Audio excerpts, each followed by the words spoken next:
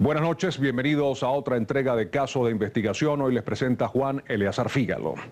En septiembre de 2011 los venezolanos conocimos, a raíz de una denuncia formulada por la Mesa de la Unidad, que el gobierno de Guyana solicitó a Naciones Unidas extender su plataforma continental del territorio que administra. Este territorio del que hablamos incluye el Esequibo. La Cancillería venezolana habría conocido esta petición y no se manifestó públicamente. En el siguiente trabajo de Fernando Tineo conoceremos más sobre esta situación y qué representan esas rayas que solemos colocar en lo que conocemos como zona en reclamación.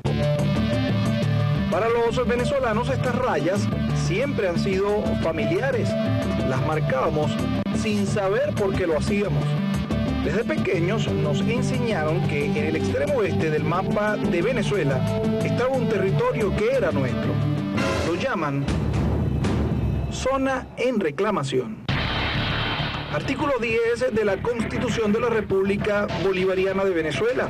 El territorio y demás espacios geográficos de la República son los que correspondían a la Capitanía General de Venezuela antes de la transformación política iniciada el 19 de abril de 1810, con las modificaciones resultantes de los tratados y laudos arbitrales no viciados de nulidad. Este es el mapa de la Capitanía General de Venezuela, del cual habla el artículo de la Carta Magna venezolana.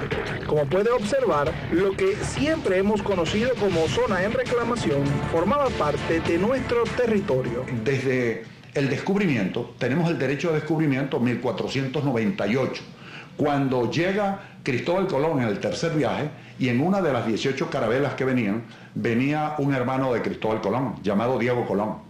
Y Diego Colón traía lo que hoy se llama un ayudante, un asistente, ¿verdad? Traía un lugarteniente llamado Don Juan de Esquivel. Y Esquivel fue el primer nombre del río Esequibo. Y ese río es el límite de lo que fue la Capitanía General de Venezuela desde 1777, donde los españoles, organizando todo lo que era la provincia de Guayana, colocaron como límite el río Esequibo, y está en los mapas, está en la documentación desde la configuración de la Capitanía General de Venezuela, y del otro lado lo que teníamos era la Guayana holandesa. Luego de las modificaciones de las líneas fronterizas hechas en 1834 y 1839 por el explorador británico Robert Herman Shortbank, Venezuela hizo la primera reclamación. Pero no es sino hasta 1899 cuando Venezuela y la Guayana británica van ante un tribunal en París para dirimir sus diferencias territoriales. El juez ruso Fyodor Martins falló a favor de Gran Bretaña y su colonia. Venezuela, que fue representada por Estados Unidos, salió derrotada y se perdió el Esequibo. La razón es muy simple. En 1899 fue el laudo de París. En ese laudo o sentencia arbitral se quitó, se usurpó, porque así fue, se usurpó los árbitros, usurparon a Venezuela los 159.500 kilómetros cuadrados que representa el Esequibo. Ahora bien, ese laudo nosotros no lo consideramos válido jurídicamente. En 1962, Venezuela, durante el gobierno de Rómulo Betancourt, expuso su inconformidad y reclama nuevamente, de manera oficial ante Naciones Unidas, el territorio del lado oeste del río Esequibo. En esta ocasión, entre otras cosas, Venezuela presentó mapas que fueron adulterados por el gobierno británico ante el tribunal arbitral. En su reclamo, Venezuela argumentó que las líneas fronterizas habrían sido impuestas al Tribunal de París por Gran Bretaña. 4 años más tarde, en 1966, Venezuela insiste, logra sentar al Reino Unido y su colonia hasta lograr firmar el Acuerdo de Ginebra, donde compromete a la Guayana británica a buscar una solución amistosa. Este acuerdo de alguna manera solapa el laudo arbitral de 1899 sin derogarlo. El acuerdo es un tratado, no es una sentencia arbitral, pero el tratado es de obligatorio cumplimiento para quienes lo firman, en eso se parecen. ¿Quién lo firma el Tratado de Ginebra? Lo firma Venezuela. Lo firma en ese momento el primer ministro de Guyana, que era representante de la colonia Guayana Británica. Y lo firma Gran Bretaña porque era la garante de la colonia. El propio tratado dice que cuando se independice Guyana va a formar parte del tratado. ¿Qué dice ese tratado? Ese tratado dice que en base a lo que dice Venezuela, que el laudo de 1899 es nulo e irrito, es decir, que no tiene validez jurídica para Venezuela, se nombra una comisión o venezolanos y guyaneses se van a poner a discutir el reclamo venezolano. Si Guyana, desde ese momento Guyana puso en duda sus propios derechos sobre el territorio, porque si no, ¿por qué lo firmó? What again I found wrong as a historian. Lo que encontré incorrecto, y creo que los venezolanos argumentarían lo mismo, y yo se lo comenté a los británicos antes, es que el caso vuelve a relucir en las Naciones Unidas. The three of us, Britain, Venezuela and... Y los británicos dicen, ok, nosotros tres, Gran Bretaña, Venezuela y la Guayana Inglesa, reexaminaremos el mapa. The word was null and void. They made that quite plain. No estamos diciendo que el laudo arbitral se anula, solo vamos a reexaminar los mapas para satisfacer a Venezuela. Eso fue un error porque si el laudo es definitivo, o quizá no fue definitivo. El laudo arbitral no fue desfavorable, independientemente de las acciones que se han hecho. Era una sentencia que era desfavorable para Venezuela. Y gracias a las gestiones de la democracia venezolana, se logró paulatinamente llevar a lo que es una sentencia firme, el laudo arbitral, a que el Acuerdo de Ginebra pudiera en 1966 volver a reivindicar los valores de la venezolanidad a través de la recuperación del Esequibo, de las posibilidades jurídicas de realizarlo. En 1970, una supuesta rebelión separatista de ciudadanos en el sur del Esequibo intentan separarse de Guyana y anexarse a Venezuela, pero el recién electo presidente Rafael Caldera no los apoya. Inmediatamente se firma el protocolo de Puerto España y durante 12 años el tema estuvo guardado. No fue sino hasta que Guyana manifestó su intención en 1983 de construir una represa en la zona en reclamación, lo que hizo levantar la voz de protesta del gobierno de Luis Herrera. Este mandatario venezolano no extendió el protocolo de Puerto España, firmado por Caldera y el gobierno guyanés en 1970, protocolo que no refrendó el Congreso Nacional. Herrera prefirió adoptar el artículo 4 del Convenio de Ginebra y dejar todo en manos de Naciones Unidas. Así transcurrieron los gobiernos subsiguientes, en lo que todo quedó en manos del buen oficiante de la ONU. Una nueva controversia. Año 2000. La República de Guyana habría mostrado interés en que Estados Unidos construyera una base espacial en el territorio en reclamación, que está bajo su administración. Venezuela lo rechazó. En 2001, un año más tarde, el propio presidente de Guyana dio certeza al gobierno de Venezuela que esto no ocurriría. El presidente Chávez expresó su preocupación y le aseguré que no tenemos ninguna intención de permitir una base americana en el Esequibo, en la región de Esequiba. Ya en 2004 el presidente Hugo Chávez viaja a Georgetown y se reúne con el presidente de Guyana, Barrat Jagdeo, y firman acuerdos bilaterales en distintas áreas. Un nuevo acontecimiento, año 2009. Guyana pide a Naciones Unidas extender su plataforma continental. Venezuela lo habría conocido y no se pronunció públicamente. En esta comunicación enviada desde la Embajada de Venezuela en Guyana a nuestra Cancillería, el para entonces embajador Darío Morandi advierte de las intenciones de Guyana. Sin ser experto en la materia, queda evidente que con esta acción Guyana estaría tratando de cerrarle a Venezuela su salida oceánica al Atlántico, lo cual sería estratégicamente inconveniente. Además de los perjuicios económicos que representaría que nuestro país perdiese el acceso a los recursos marinos y petroleros que allí pudieran localizarse.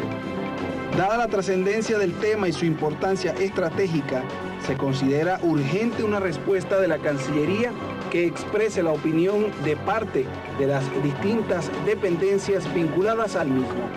Asimismo, estimamos necesario frenar el avance de la diplomacia guyanesa en el logro de los objetivos planteados con esta política a través de los medios que se consideren convenientes.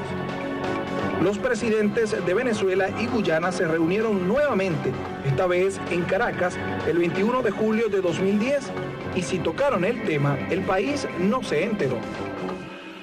Venezuela, Guyana, Surinam, aquí está Guyana Francesa.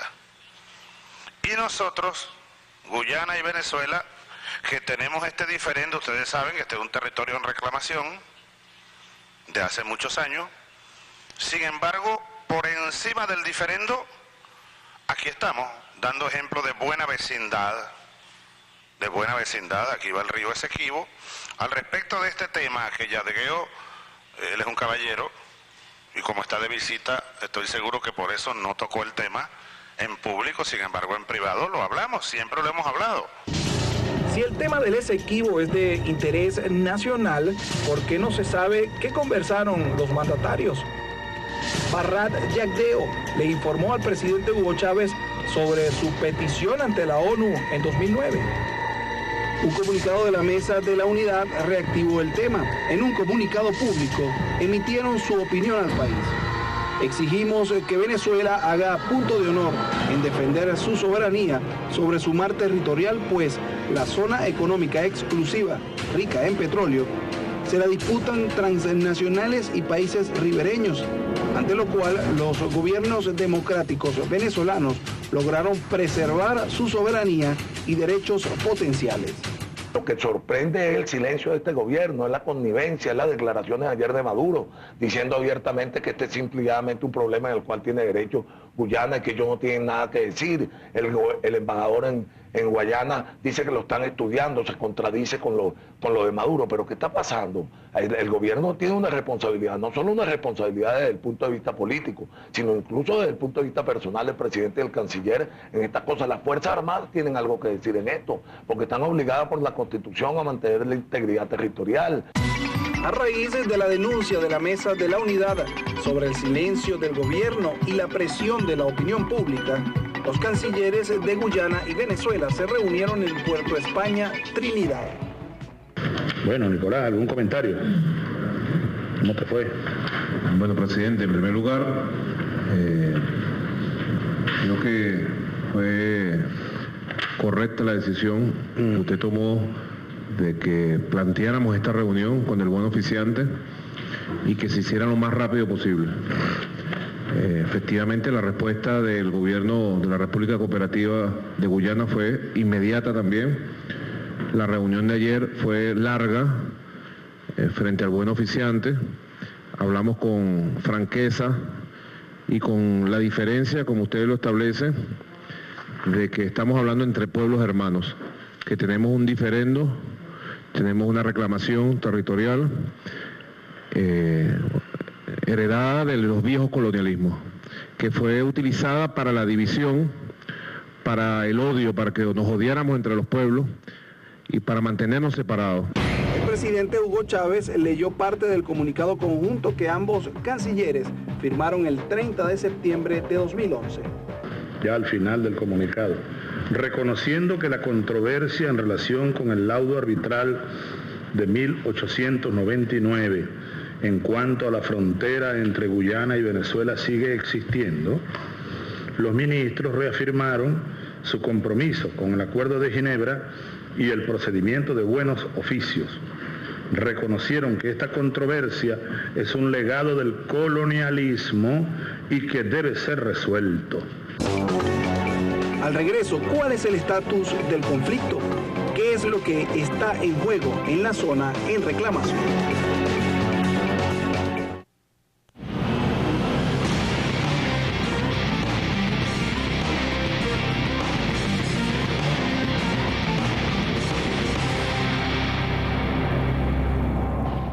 La pregunta que se hacen muchos venezolanos es por qué el gobierno guardó silencio ante lo que los académicos y diplomáticos de carrera califican como una violación al Acuerdo de Ginebra por parte de Guyana. Enseguida sabremos más sobre este aspecto y también sobre las concesiones que otorgó el gobierno vecino para explotar la riqueza mineral en esta región. En diplomacia, el silencio frente a litigios entre países podría interpretarse como algo perjudicial para el Estado que lo asume. Algunos académicos y conocedores del tema cuestionan, en este caso particular, la petición de Guyana en la ONU de extender su plataforma continental. Un poco la esperanza de varios expertos y especialistas era que en la negociación, en la búsqueda de una solución, Venezuela tuviera una salida al Atlántico a través del delta, pudiera asegurar la salida del Atlántico. Pero para hacerlo es necesario que Venezuela lo exprese de manera categórica. Y al no hacerlo, no solamente en este caso, sino en otros, como la delimitación con Barbados, que tumba los alcances de una negociación limítrofe con Trinidad, estamos en una situación de minusvalía. Lo que sí ocurre con el silencio es que estamos complicando y estamos haciendo ver, porque el que calla otorga, que Guyana, independientemente de lo que piense Venezuela, va a seguir invirtiendo a través de empresas guyanesas, a través de transnacionales. Y eso lo que hace es que el día que algún día un gobierno de Guyana se siente en una mesa de negociación, que lo dudo porque nunca va a aceptar negociar el territorio, pues eso lo que hace es complicar aún más. Y te digo que nunca se va a sentar por una razón muy simple. La Guayana Esequiba es constitucionalmente territorio de Guyana. La Guayana Esequiba es parte del territorio de Guyana y lo determina la Constitución. ¿Estaremos perdiendo el territorio que históricamente consideramos nuestro? ¿En qué estatus se encuentra este diferendo con la República Cooperativa de Guyana? Nosotros acogimos el artículo 33 de la Carta de Naciones Unidas, que es la búsqueda de mecanismos de solución pacífica. Y el tema principal de lo que se debatió en la 66ª Asamblea General es el de la mediación como solución pacífica de la controversia.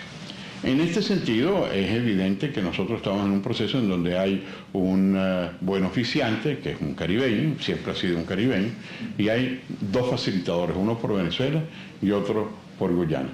Si bien es un trabajo delicado, pero no puede ser un trabajo absolutamente silencioso, tiene que ser transparente.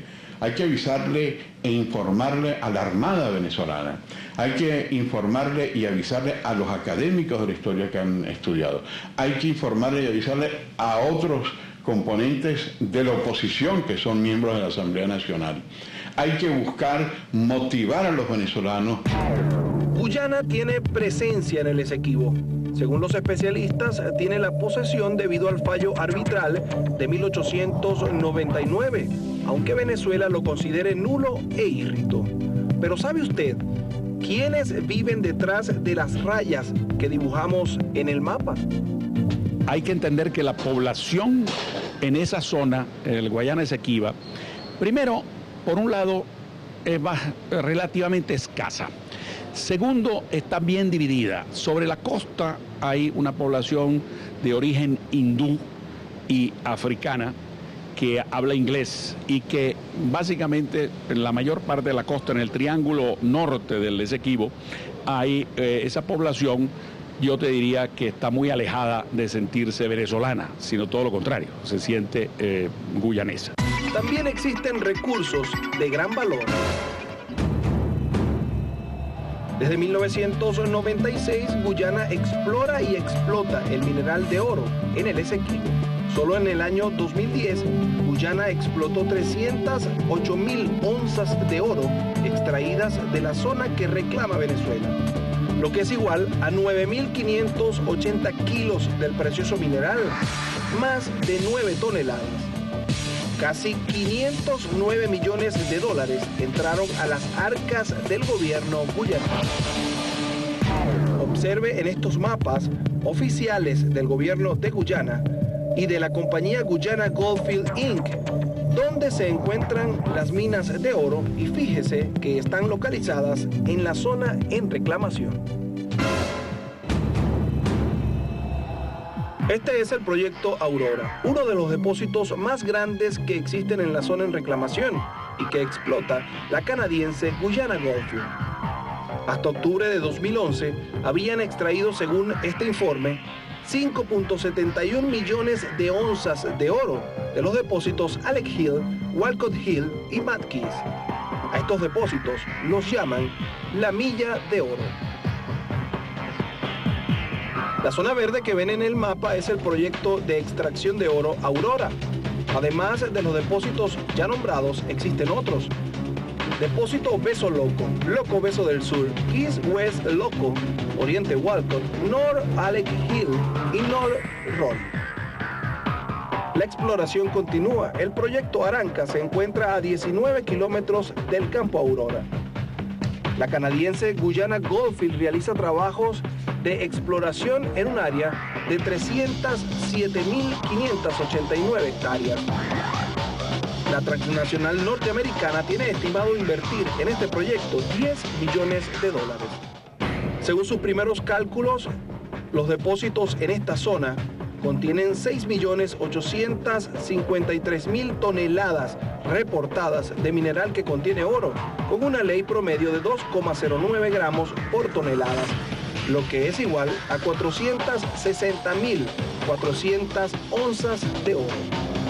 Para 2012, Guyana extraerá 14.320 kilos de oro, 14 toneladas del lado oeste del río Esequibo, nuestro territorio, o lo que siempre hemos conocido como zona en reclamación. Observe en las siguientes imágenes del informe 2011 de la empresa canadiense Guyana Goldfield cómo ya existe una infraestructura en torno a la exploración de oro, construcción de campamentos con casas, desagües, muelles para desembarcar combustible, embarcaciones, construcción de carreteras, maquinaria y todo esto en medio de la selva del Esequibo y a lo largo del río Cuyurí. 13 concesiones más han sido otorgadas. Pero no es solo oro. Otra transnacional canadiense, CGX Energy, trabaja en el mar del Esequibo desde 1996. Según cálculos de la empresa, en este lugar se encuentra la segunda cuenca de hidrocarburos no explorada más importante del mundo. Allí se encontrarían 15.000 millones de barriles de petróleo y 42 billones de pies cúbicos de gas. En el mar del Esequibo, Guyana otorgó concesiones a Exxon, Total, Shell, Tullow, Repsol, Murphy, Noble, Impex y GPF. Pero los trabajos de Guyana en el territorio que reclamamos como nuestro, el Esequibo, no terminan allí. Planean la construcción de 4 represas: Devil Hole, Alto Mazaruni, Amaila Fall, en fase de construcción, y Turtuga, esta última, en el propio río Esequibo que divide a Guyana de la zona en disputa. Guyana ha identificado cerca de 67 sitios potenciales de presa, que en total suman unos 7.000 megavatios. 7.000 megavatios son poco más que 2 caruachis en Venezuela, en el río Caroní. De estos 67 sitios potenciales hay uno en construcción, Cataratas Amaila, es su nombre, en el río, en una derivación del río Mazaruni. En el Alto Mazaruni también se ha identificado un sitio de presa de mayor tamaño, tal vez el mayor de los tamaños de presa en Guyana Británica o ex Británica, 1.250 megavatios. Al construir presas hidroeléctricas se inundan extensiones de tierra y eso crea una suerte de efecto invernadero, porque la vegetación, árboles, selva, pierde vida y todo esto da lugar a un proceso de descomposición. Según el ingeniero Víctor Poleo, el daño que ocurriría con estas construcciones sería ambiental, mas no perjudicial para el caudal de nuestros ríos y nuestro potencial hidroeléctrico. Para todos estos temas nos acercamos a la Cancillería, aquí en Caracas, para concertar una entrevista con el ministro Nicolás Maduro, y hasta el día de hoy no hemos obtenido respuesta. ¿Por qué hemos dejado que esto suceda en un territorio que históricamente hemos considerado nuestro? En los últimos años del gobierno de Rafael Caldera y a lo largo de estos 12 años de administración de Hugo Chávez, se habrían permitido estas concesiones sin levantar la voz de protesta por lo que los estudiosos consideran una usurpación. Para un país donde se habla siempre de su carácter nacionalista y patriota, vale la pena recordar que en el diccionario la palabra patriota significa persona que ama a su patria y se esfuerza por lograr su bien. ¿Estamos haciendo eso? Está en proceso un mecanismo de solución pacífica en Naciones Unidas. Buen trayecto para que el Estado y sus instituciones lo demuestren. Para Caso de Investigación, Fernando Tineo. Hacemos otra pausa. Recuerden enviarnos sus preguntas y sugerencias a nuestra cuenta en Twitter, @casoinvestiga. Al regreso abordamos el comercio ilegal de cabillas y sus consecuencias en la construcción de viviendas en el país. Ya venimos.